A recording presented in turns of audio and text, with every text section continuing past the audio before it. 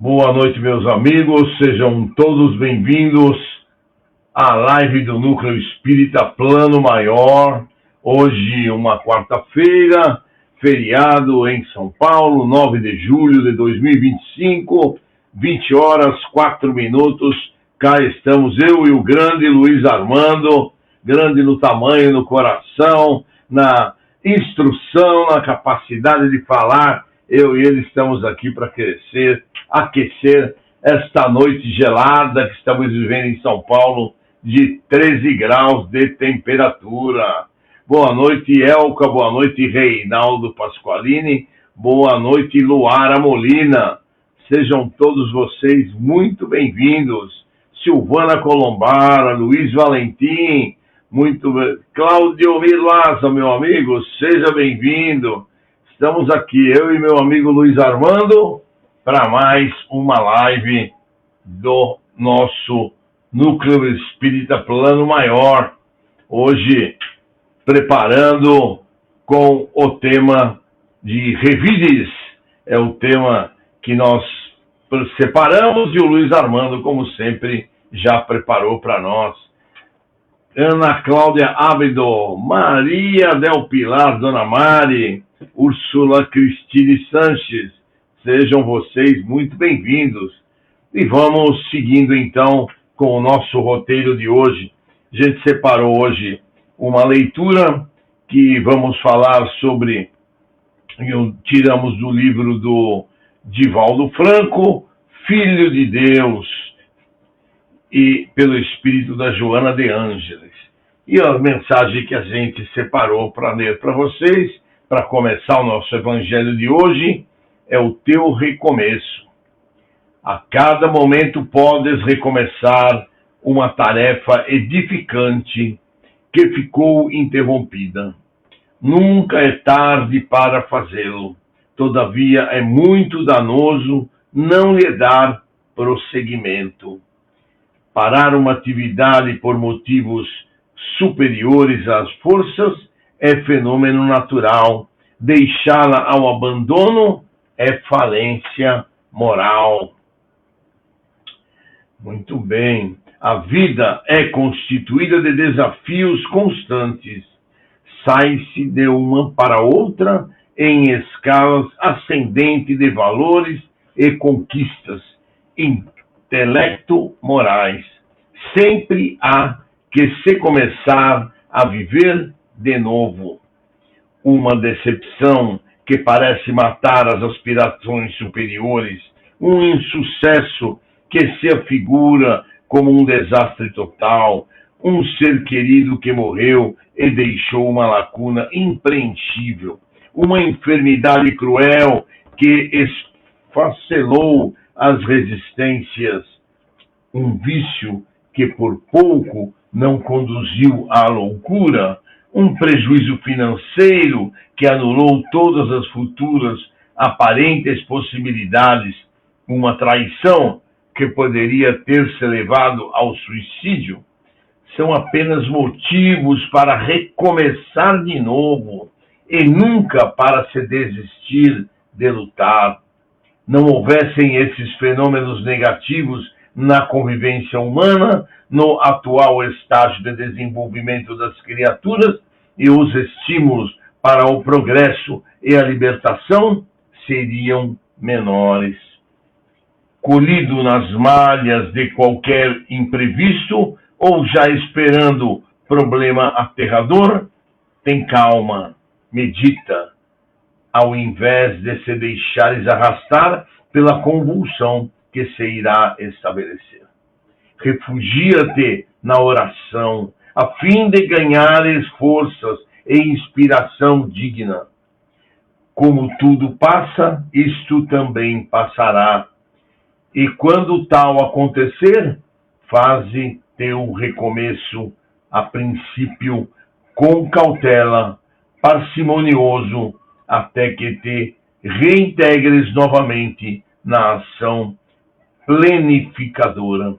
Teu recomeço é síndrome da próxima felicidade. Uma lição maravilhosa que a Joana de Ângeles nos deixou através do Divaldo Franco, não é verdade? E nós vamos então aqui aproveitar, cumprimentar mais os amigos que estão chegando. Vamos lá. Rogério Matias, boa noite. Renato Manfredi, Luciana Campagnoli. Muito bem. Grande Renato. Estou sentindo sua falta na casa, Renato. Quero que você vá mais. Está sumido. Reinaldo Pasqualini e a sua equipe. Muito bem. Rogério Matias, nós vamos fazer vibração por essa turma que você colocou aí. Rosana Sanches Mijorim, muito boa noite. Márcia Puglisi, muito bem, seja bem-vinda. Elka, seja bem-vinda. E Úrsula também. Então vamos fazer a nossa prece de abertura, pessoal. Vamos mentalizar o nosso querido Mestre Jesus. Pedir a Ele que nos abençoe nesta noite. Que nos traga as tuas bênçãos, a tua paz, o teu amor e o teu carinho, Mestre Jesus.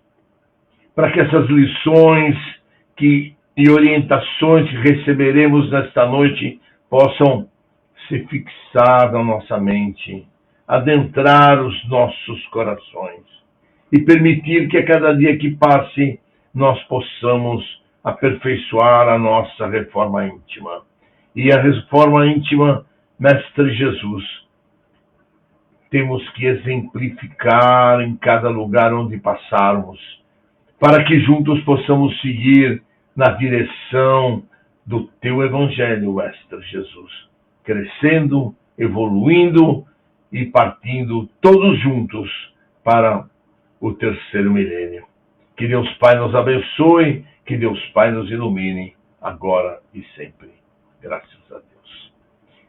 Vou deixar com vocês o nosso querido Luiz Armando, que vai conversar com vocês, e depois eu volto para a gente fazer as vibrações da noite, tá bom? Então vamos lá, seja feliz, Luiz Armando, e eu estou aqui do lado, qualquer coisa você dá. Muito boa noite a todos que estão acompanhando essa transmissão.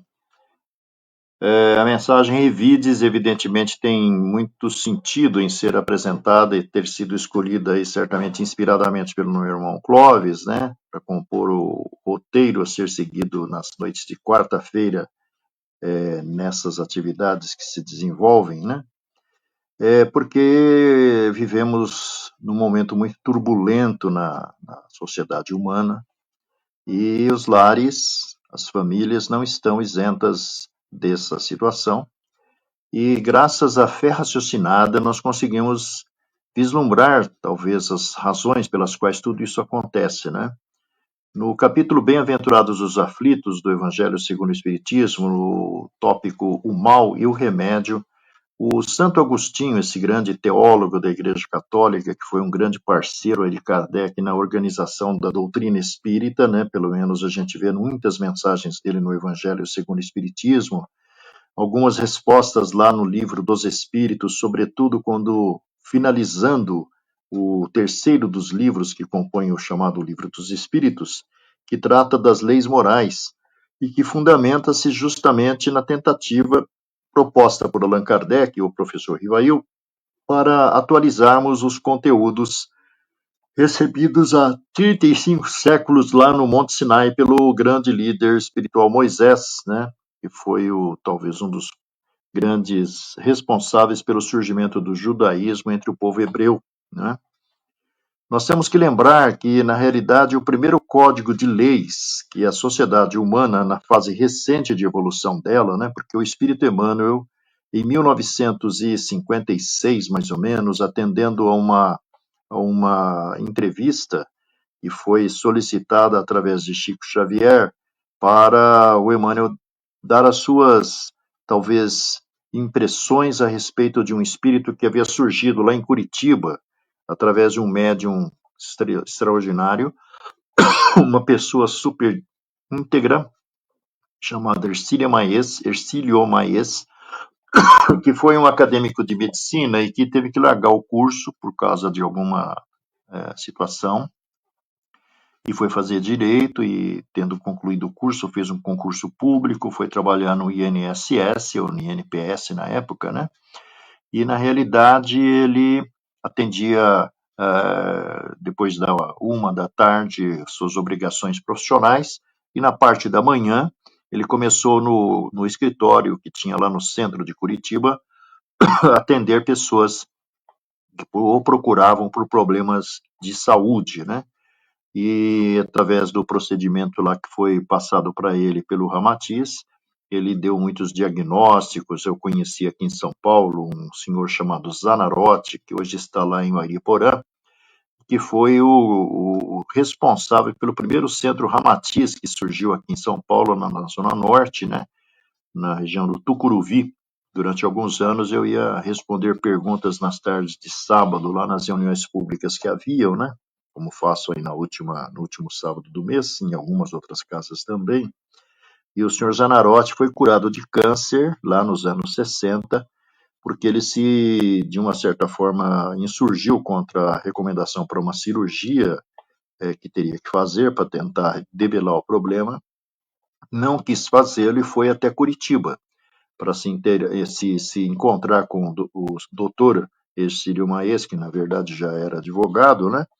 E através das recomendações de Ramatiz, ele se curou do câncer sem precisar da cirurgia que ele tanto temia, né? Porque era um momento muito diferente do que é hoje, né? Então, na realidade, o Emmanuel foi solicitado a pronunciar-se a respeito de Ramatiz.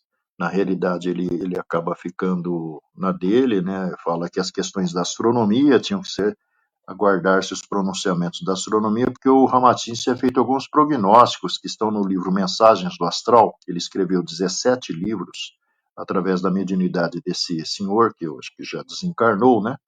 E a Mensagens do Astral foi o pomo de discórdia entre os espíritas ortodoxos, principalmente aqui de São Paulo, e as opiniões lá do Ramatiz, né?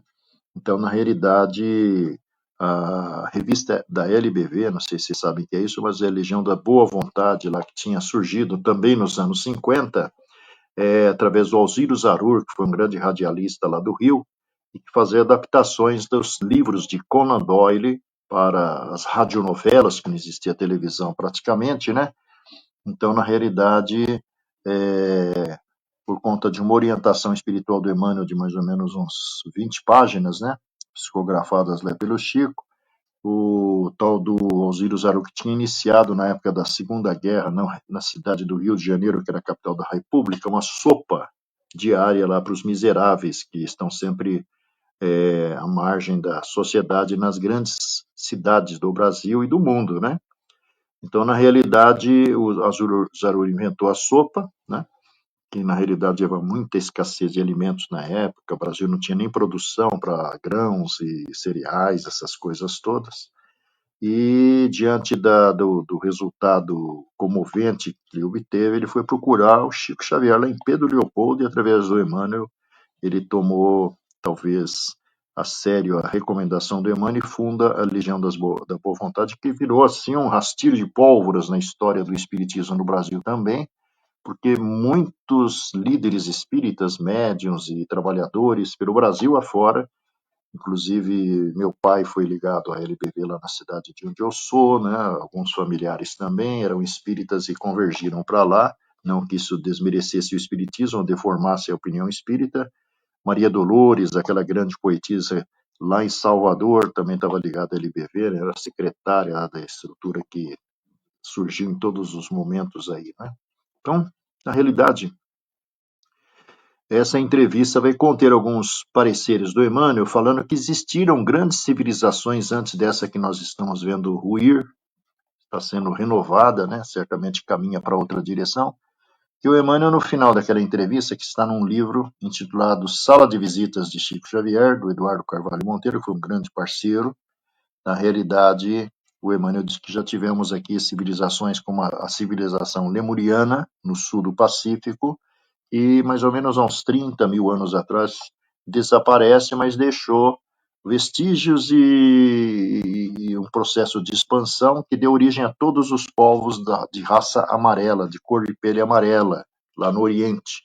No lado do Atlântico, né, nós tivemos a civilização Atlântica, da qual Platão fala no livro Diálogos, reproduzindo informações que um discípulo dele chamado Critias tinha ouvido de um professor egípcio chamado Solon, onde o Critias teria ido estudar, a respeito do desaparecimento da Atlântida, que foi um continente gigantesco, né, cujo último remanescente foi a ilha de Poseidon, né, e afundou assim em 48 horas, levando um monte de gente para o fundo do mar, né? Mas também já tinha iniciado o seu processo de expansão, então muitas informações que os egípcios acabaram usando lá nas suas teses das dinastias, as 26 dinastias egípcias, e também do povo que está ali no norte da América do Sul, né? No sul da América do Norte, na região da América Central, México e tudo mais, e alguns povos daquilo que nós conhecemos como Europa. E isso tudo foi sucedido, pelo que o Emmanuel fala nessa entrevista, por um povo que também veio de Capela, né, que deu origem à raça branca aqui na Terra, que são os nossos irmãos, justamente arianos, né, cujos primeiros, talvez, personagens tenham sido os celtas, né, onde estavam os druidas, né, que são fatos assim muito interessantes, porque dali vai surgir um monte de outras contribuições para a evolução da espécie humana na sociedade da Terra, porque a espécie humana não é exclusividade daqui, né? Então, apenas há 37 séculos aparece na história, justamente naquilo que nós conhecemos hoje como Iraque, na época chamava-se Babilônia, o primeiro código de leis, que é o Código de Hammurabi. E esse Código de Hammurabi tinha um preceito lá que é horrível, né, que diz que é olho por olho, dente por dente que se resolvem as coisas, que já era uma forma de disciplinar as contendas, os revides que haviam entre as pessoas daquela época, né? 200 anos depois, o Moisés sobe lá no Monte Sinai, atendendo à orientação do Espírito que, na realidade, surgiu para ele, conforme está na Bíblia, numas sarças, numa vegetação rasteira, onde ele apacentava algumas cabras, que era do seu sogro, Jetro, porque ele havia salvado uma moça de alguns indivíduos e acabou casando-se com essa personagem, né? E liderado por espíritos, ele foi até o faraó e consegue a liberação do povo hebreu. E aí tem toda aquela história que todo mundo já deve ter visto em cinema já muitas vezes, do mar que se abre, de 40 anos de caminhada pelo deserto, né? E o surgimento do judaísmo. Mas o Moisés recebeu lá no Monte Sinai os 10 mandamentos, que seriam, segundo a interpretação de Kardec no livro Evangelho segundo o Espiritismo, justamente a lei de Deus na sua primeira versão, trazida para essa sociedade que é representada na fase que já está nos seus finalmente, como Emmanuel fala naquela entrevista lá de 1956, está nos seus finalmente a raça ariana, né? Como a Terra como diz o próprio Emmanuel no livro Roteiro, no capítulo 9, ele que sempre esteve em cima do muro, né?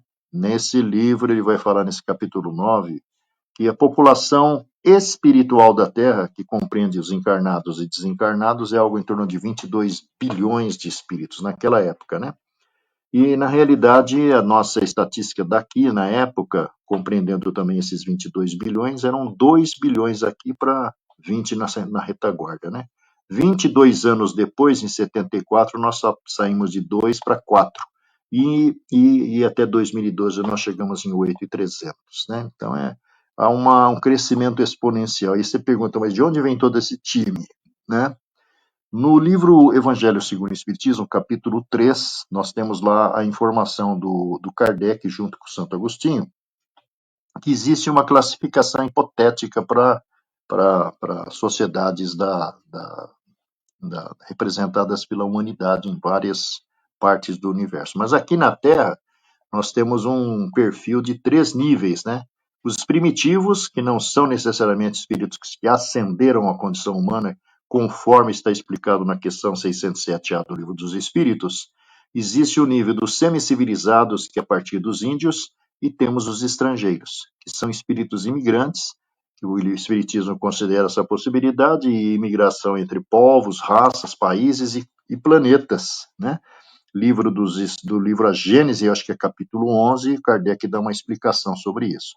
E em 1945, o Espírito Emmanuel vai escrever uma mensagem num livro intitulado Coletânea do Além, que eu acho que a maior parte não conhece, né? E nessa mensagem ele vai falar que os países, as raças, os povos, enfim, cumprem uma finalidade para a introdução dos espíritos que estão em processo de evolução. Bom, então aí nós vamos aos revites, né? O nosso amigo Moisés não tocou no assunto do olho por olho, dente por dente, mas 1.500 anos depois aparece o nosso líder chamado Jesus, que vai repaginar essa história, falando a respeito do perdão, do oferecer a face direita para aquele que te bate na esquerda, né? Porque o revide, essas contendas, elas são absolutamente normais, né? Movidas muitas vezes por aquilo que o Kardec diz no livro Obras Póstumas, por um elemento chamado instinto de conservação, que dá origem ao orgulho, que faz o indivíduo, em processo de evolução, imaginar-se melhor que os outros. E isso dá origem ao egoísmo, que é o indivíduo achar que ele tem o direito de ter o melhor também para ele, e o resto que se dane, né? Então, Kardec não recrimina, não condena, mas ele fala que essa questão de orgulho e egoísmo são coisas absolutamente normais. Na carta de Paulo aos Coríntios, que dá origem à mensagem que o Emmanuel comenta e intitula Revides, a gente vê que o problema é absolutamente normal no processo evolutivo. É como se, como diz Emmanuel, no roteiro, né, um grande educandário, onde existem graus diferentes, onde existem salas de aulas diferentes. Dentro de uma sala de aula, para quem frequentou escola, deve lembrar que tinha a turminha da frente, que não enxergava direito, não ouvia direito, a pessoa queria aprender, e existia a turma do meio e a turma do fundão, né? Infelizmente, nós estamos aqui reunidos com a turma do fundão nesse momento, que chegou à superfície, porque no livro Apocalipse, capítulo 20, que é um livro assim dificílimo de entender, mas tem alguns homens inteligentes que o fizeram. Um deles chama-se Nelson Lobo de Barros. O doutor Nelson, que era muito ligado ao comandante Edgar Amon, que foi um diferencial no espiritismo do mundo, certamente, porque aqui no Brasil ele acabou criando a Escola de Médiuns em 1958, mais à frente a Escola Aprendizes do Evangelho dentro da Federação, que depois foi copiada por muitas instituições, as duas, e também o curso de passes, que foi o primeiro, né? Porque desde que Mesmer chega à França e dissemina os procedimentos do magnetismo animal, né? Que consistia na transferência energética da cabeça até a coluna, levando aquele que estava sendo energizado dessa forma a um estado alterado de consciência, onde assumia a condução da sua fala, do seu pensamento, provavelmente entidades, porque o Kardec, quando vai estudar a mediunidade, falar sobre ela no segundo livro organizado por ele, logo após o livro dos Espíritos, ele vai falar que a mediunidade é inerente ao ser humano, é orgânica, ele também não falou mais sobre isso, mas o André Luiz veio repetir aquilo que muitas sociedades do passado já sabiam, que essa percepção humana ela está centrada numa glândulazinha que existe atrás do nosso cérebro, que surgiu lá na animalidade irracional, justamente nos ofídeos, era a flor da pele, e foi se interiorizando até chegar na espécie humana, numa estrutura do tamanho de um grão de ervilha, do caroço de feijão, que a gente chama de epífise, ou glândula pineal, que pensava-se que só tinha a função de ativar as funções reprodutoras no ser humano, mas sabe-se hoje que é possível que ela seja a coordenadora de toda a operação endócrina do seu corpo, né? Até porque, na realidade, hoje reside na hipófise essa função. Mas como a epífise está muito ligada para aqueles espiritualistas naquele centro de força chamado coronário, ela deve ser realmente a grande comandante, porque o coronário que está no alto da cabeça, e por isso chama-se também chakra da coroa, ele na realidade contém o cordão que liga o corpo espiritual ao corpo físico, o cordão que te acompanha quando você sai do seu corpo, quando você dorme toda noite, quando você cochila, o seu espírito que não precisa de refazer-se das energias despendidas vai à cata de sensações ou de atividades do mundo espiritual, às vezes conduzido por aqueles que nós atraímos, né? Então, nosso amigo Paulo, na sua primeira carta aos Coríntios, no capítulo 6, versículo 7, ele vai já dar a letra total, né? Ele fala assim: na verdade, é já realmente uma falta entre vós terdes demandas uns contra os outros. E aí nós lembramos do Chico Xavier, né? Ele está falando que é uma falta nós temos contendas entre aqueles que fazem parte da nosso grupo, né? Porque o Chico Xavier, certa ocasião, por uma repórter, foi indagado quem é o criminoso. Curta e grossa, assim, a pergunta, né? O Chico, meio assustado com o impacto da pergunta direta e reta, também responde direto e reto. Ele fala assim: o criminoso é qualquer um de nós que foi descoberto. Embora pareça uma frase de efeito, uma resposta mal criada, na verdade ela contém muitos ensinamentos nas suas entrelinhas, né? Sabe por quê?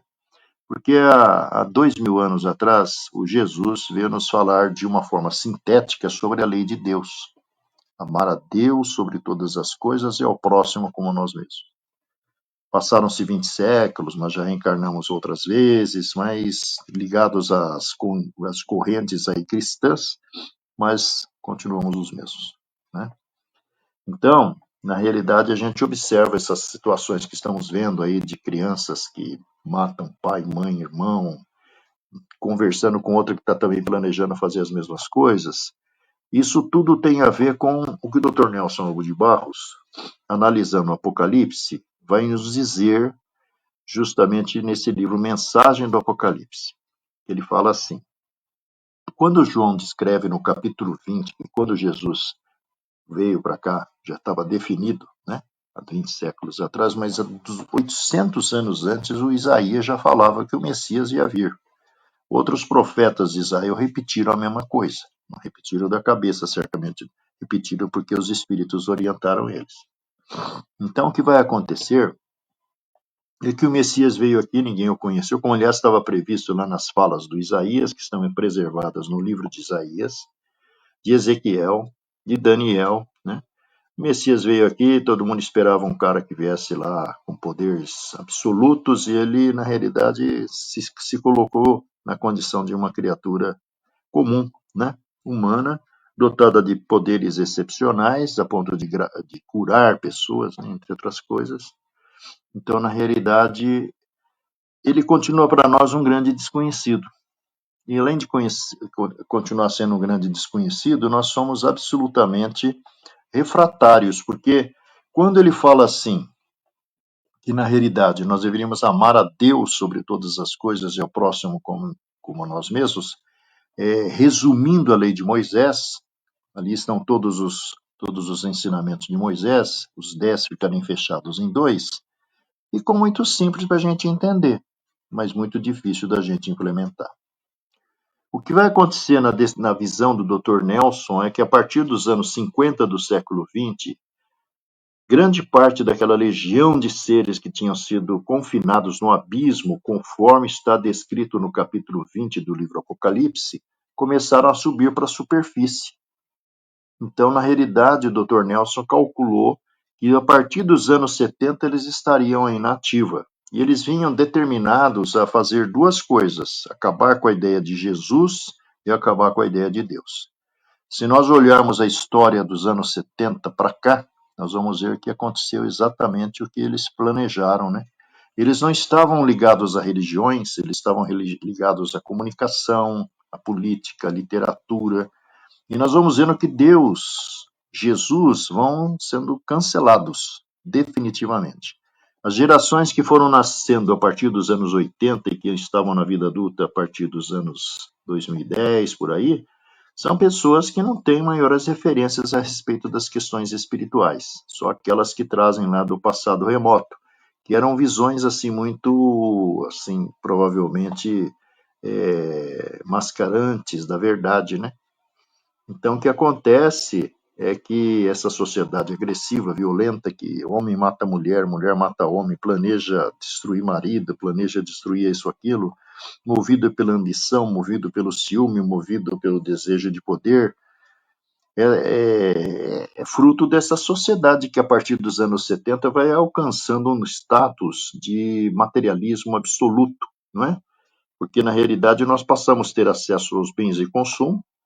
Então, o que acontece a partir dos anos 70, de maneira assim intensa e cada vez mais acelerada? Pela presença desses indivíduos. Bom, surge a droga que os americanos trouxeram da Ásia para a América e daqui a pouco cartéis com grandes líderes que são caras que não têm formação nenhuma universitária, mas têm uma mente prodigiosa para desenvolver sistemas de controle, de distribuição, de comercialização, de punição, tribunais do crime para resolver os problemas por ali mesmo, né? Então, nós temos a droga, nós que tomou um papel assim absurdo na sociedade, nós temos o sexo sendo usado realmente como instrumento de marketing, né? Nós vamos ver que o carnaval brasileiro, por exemplo, virou um produto de consumo internacional. Nós vamos vendo a evolução do vestuário, não é? Nós vamos vendo, na realidade, o acesso aos bens de consumo, como falamos, que vai desencadear uma quantidade absurda de mortes por acidentes de carro, por acidentes de moto, por acidentes de trânsito, pela imprudência, pela velocidade absurda, não é? Entre outras coisas. Agora, o sofrimento derivado de tudo isso daí só pode ser resolvido por o remédio que o Santo Agostinho indica lá no Bem-aventurados os aflitos, no capítulo Mal e Remédio, pela fé. Mas não a fé cega, como Kardec preconiza lá no capítulo do Evangelho segundo o Espiritismo, mas a fé raciocinada, que é essa que o Espiritismo nos ajuda a construir dentro de nós. Porque tudo parece ter sentido. A nossa desventura na vida familiar, sabemos que grande parte tem a sua raiz no passado equivocado, onde nós abusamos do nosso sentimento em prejuízo de outros, onde nós exploramos outras pessoas, onde nós, de uma certa forma, exercemos aí um controle doentio sobre pessoas, e elas retornam para a nossa convivência justamente para que nós consigamos reverter essa situação, embora seja muito difícil, né? Então, quando Paulo nos fala lá na carta aos Coríntios sobre uma coisa assim incompreensível, nós temos ainda demandas uns contra os outros, ele está falando que nós ainda não entendemos direito a mensagem de Jesus, né? Então, quando Emmanuel analisa o assunto, ele vai trazer para dentro de nossas casas, muitas vezes, as explicações dos conflitos entre marido e mulher, filhos e pais, pais e filhos, entre familiares, enfim, porque esses que estão adjetivados dessa forma são personagens de enredos que nós terminamos mal há 200, 300, 400 anos atrás.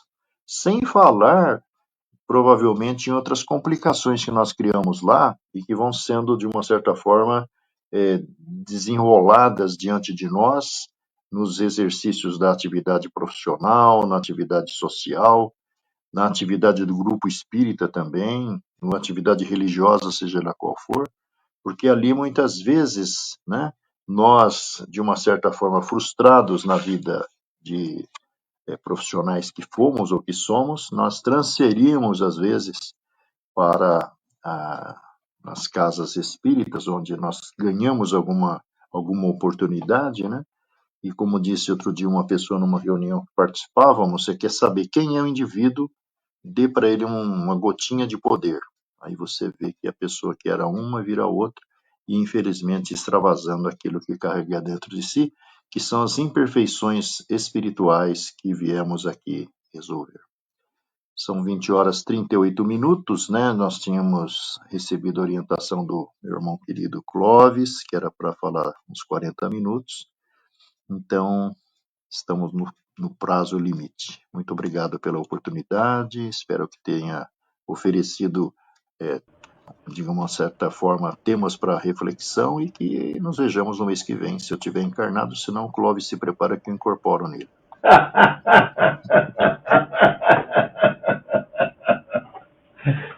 Você é ótimo, Luiz Armando. Muito obrigado pela brilhante palestra, como sempre, né? E a gente, então, agora vai dar continuidade ao nosso Evangelho e Orações de hoje, fazendo as nossas vibrações, né? Então, vamos ver se a gente consegue. Olha lá, opa! Aqui, isso, deixamos o Mestre Jesus ali e a gente vai, então, iniciar as nossas vibrações, já que nós estamos a doar energias positivas, a doar muito amor, em função de tudo aquilo que nós aprendemos para seguirmos na direção do Mestre Jesus. Nós vamos vibrar com muito amor, com muito carinho pela paz mundial. Que os dirigentes das nações possam encontrar através do diálogo, através das negociações a paz para todo o nosso planeta. Que possa haver paz entre Israel, Irã, Houthis, palestinos, Hamas, Hezbollah, para que possa haver um cessar-fogo, corredor humanitário para levar alimentação àquele povo palestino tão sofrido. Nós vamos vibrar também pela guerra entre Ucrânia e Rússia, que, longe de estar acabando, está cada vez mais se intensificando. E nós vamos vibrar, então, Mestre Jesus, para que possa haver, de alguma forma, um acordo, possa haver um cessar-fogo, possa haver paz para aquela região. E vamos vibrar também pelo nosso querido Brasil. Que os nossos dirigentes, os nossos governantes encontrem, através das negociações internas, aquilo que o nosso Brasil precisa, ou seja, educação, saúde e alimentação ao povo brasileiro. Nós vamos vibrar também, Mestre Jesus, por todos aqueles que se encontram detentos, que todos esses irmãos possam se arrepender dos seus males praticados, pedir perdão a Jesus, a espiritualidade, pelos erros cometidos e recomeçar ainda nesta encarnação a restauração do seu equilíbrio, do seu corpo espiritual e seguir o Evangelho do nosso Mestre Jesus. Vamos vibrar também por todos aqueles que se encontram no umbral, no Vale das Trevas e Vale dos Suicidas, e que as suas caravanas socorridas, Mestre Jesus, possam resgatar, ajudar e levar ao plano espiritual para tratamento, para cuidados, todos aqueles que honesta e sinceramente se arrependeram dos seus males praticados, pediram perdão pelos seus erros, pelas suas atitudes danosas aos seus semelhantes. Nós vamos vibrar também por todos aqueles que se encontram ligados aos vícios, quer seja de sexo, de álcool, de cigarro ou de drogas, que o teu Evangelho, Mestre Jesus, seja o exemplo, o norte para cada um desses irmãos. Nós vamos vibrar também, Mestre Jesus, por todos aqueles que se encontram nos asilos, nas creches, nos orfanatos, pela juventude desajustada, pela velhice desamparada. Enfim, Mestre Jesus, que o teu exemplo seja o guia para todos esses irmãos, que eles possam seguir um novo caminho, possam seguir na direção do teu Evangelho, das tuas orientações, dos teus exemplos, Mestre Jesus. Vamos pedir também pela paz entre todas as religiões, que os dirigentes das nações encontrem dirigentes das religiões, entendam que o que o Deus nosso Pai quer é a paz para todos os povos, e não lutas e não guerras religiosas. Então vamos pedir para que haja paz entre todas as religiões. Vamos vibrar também pelos lares em desarmonia. Mestre Jesus, que a tua luz branca invada cada um desses lares em desarmonia, levando a paz, o equilíbrio, o amor. Vamos vibrar também, Mestre Jesus, por todos os nossos desafetos, quer seja desta encarnação, quer seja de encarnações anteriores. Mestre Jesus, que os nossos desafetos possam receber o nosso pedido de desculpas, o nosso arrependimento, o nosso pedido de perdão a eles pelas nossas atitudes erradas. que nós possamos, Mestre Jesus, nos reconciliar com eles como tu nos pediste, para que sigamos para e passo com eles no rumo à direção da seara bendita do Mestre Jesus. Nós vamos também, Mestre Jesus, pedir por todos os irmãos cujos nomes se encontram na nossa live de hoje. Que a nossa live de hoje possa ter todos esses irmãozinhos abençoados, tanto os irmãos que estão participando conosco desta live, como todos aqueles que têm os seus pedidos aqui retratados, que eles possam receber a cura, as bênçãos, o amor, a paz para todos eles. E que nós possamos também, Mestre Jesus, vibrar por todos os nossos parentes, amigos e irmãos. Vibremos também, Mestre Jesus, pelos nossos lares. Que a Luz Branca invada cada um dos cômodos da nossa casa, fazendo a limpeza, eliminando miasmas, eliminando fluidos deletérios. Mestre Jesus, se houver irmãozinhos dentro dos nossos lares, com o intuito de trazer a discórdia, que eles possam ser encaminhados à tua seara bendita de amor e de trabalho, para esclarecimento, para orientações. E vamos vibrar também, Mestre Jesus, finalmente por nós mesmos. Que as suas luzes abençoadas sejam derramadas sobre cada um de nós, trazendo-nos a cura tão necessária para os nossos males, trazendo o restauro das nossas energias. E se não for possível a cura, que nós possamos ter o alívio das nossas dores, dos nossos sofrimentos. Vamos pedir também às correntes médicas que acompanham os nossos evangelhos, que fluidifiquem as águas que se encontram nas nossas mesas. As águas que estão presentes neste evangelho possam ser todas fluidificadas com os remédios necessários às nossas curas. E que Deus Pai possa nos abençoar, que Deus Pai possa nos iluminar agora e sempre. Te agradecemos, Jesus, pela oportunidade de estarmos aqui, a oportunidade de ouvirmos esta palestra do nosso irmão Luiz Armando, tão lúcido, tão cheio de luzes, tão cheio de esclarecimentos, para que todos nós pudéssemos aprender um pouco mais sobre como não revidar, como amar ao nosso próximo como a nós mesmos. E que Deus Pai possa nos abençoar, nos iluminar e nos trazer alegria e o conforto da paz de Jesus. Que assim seja, meus amigos. Deus os abençoe. Um excelente fim de feriado a todos vocês e que possamos estar juntos nas próximas semanas no Núcleo Espírita Plano Maior ou nas nossas lives de domingo. Que Deus Pai nos abençoe e nos ilumine agora e sempre. Que assim seja. Muito bem, grande Luiz Armando. Encerramos mais uma live com a sua ajuda. Agradecemos a todos aqueles que acompanharam conosco esta live, essas vibrações, esta harmonização e que possamos realmente seguir em frente na direção da tua seara bendita de amor e de trabalho. Que Deus Pai nos abençoe. Luiz?